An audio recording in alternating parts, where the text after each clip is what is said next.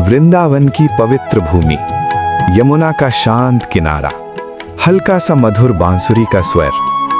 जब भी श्री कृष्ण अपनी बांसुरी बजाते थे, न केवल गोपियां अपितु वृक्ष, पौधे, पक्षी, यहाँ तक कि यमुना जी का जल भी स्थिर हो जाता था। परंतु उन सब में एक हृदय ऐसा था जो सबसे पहले उस ध्वनि को अनुभव करता था। वो था राधा का हृदय। भक्तों, राधा और कृष्ण का प्रेम संसार का सबसे पवित्र प्रेम माना जाता है। किंतु क्या आप जानते हैं कि राधा का प्रेम इतना महान क्यों है? एक दिन कृष्ण ने मुस्कुराकर राधा से पूछा, राधे, तुम मुझसे इतना प्रेम क्यों करती हो? राधा ने मंद मुस्कान के साथ कहा, प्रेम का कोई कारण नहीं होता कान्हा। यदि कारण हो तो वो व्यापार बन जाता है। मेरा प्रेम तो केवल आप हैं। भक्तों, यही है निष्काम प्रेम। आज संसार का प्रत्येक संबंध स्वार्थ से जुड़ा है। जब तक लाभ है तब तक संबंध है, जब तक सुख है तब तक अपनापन है। परंतु राधा का प्रेम, न पाने की इच्छा, न खोने का भय, न अधिकार, न कोई शर्त, केवल समर्पण। समय व्यतीत हुआ और एक दिन ऐसा आया जब कृष्ण को मथुरा जाना पड़ा। संपूर्ण वृंदावन रो पड़ा। गोपियां विलाप करने लगीं। यशोदा मैया का हृदय टूट गया। किंतु राधा मौन थी। नेत्रों में अश्रु थे, परंतु कोई उलाहना या शिकायत नहीं थी। किसी ने पूछा, राधा, तुम कृष्ण को रोक क्यों नहीं लेती?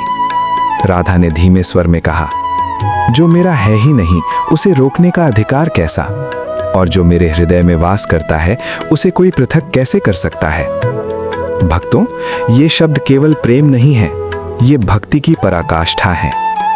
कृष्ण मथुरा चले गए, राजनीति में व्यस्त हो गए, महाभारत हुआ, द्वारका की स्थापना हुई। पर क्या कृष्ण कभी राधा को विस्मृत कर पाए? नहीं, क्योंकि राधा केवल एक नाम नहीं है, राधा कृष्ण की शक्ति है। इसीलिए संसार कृष्ण राधा नहीं कहता, राधे कृष्ण कहता है। पहले राधा, फिर कृष्ण, क्योंकि ईश्वर तक पहुंचने का मार्ग प्रेम से होकर जाता है और प्रेम का सबसे शुद्ध रूप है राधा। भक्तों, कृष्ण भगवान है, परंतु राधा उनकी आत्मा है। कृष्ण ने गीता में ज्ञान दिया, परंतु राधा ने संसार को प्रेम सिखाया। कृष्ण ने धर्म स्थापित किया, परंतु राधा ने भक्ति स्थापित की। विचार कीजिए, यदि राधा का प्रेम न होता तो क्या कृष्ण की बांसुरी में इतनी मधुरता होती? नहीं, राधा ने कृष्ण को भी पूर्ण बनाया। ये गाथा हमें क्या सिखाती है? ये सिखाती है कि सच्चा प्रेम पाने का नहीं, समर्पण का नाम है। जहां स्वार्थ का अंत होता है, वहीं से भक्ति का उदय होता है। यदि आप ईश्वर को प्राप्त करना चाहते हैं तो राधा जैसा प्रेम मन में लाएं।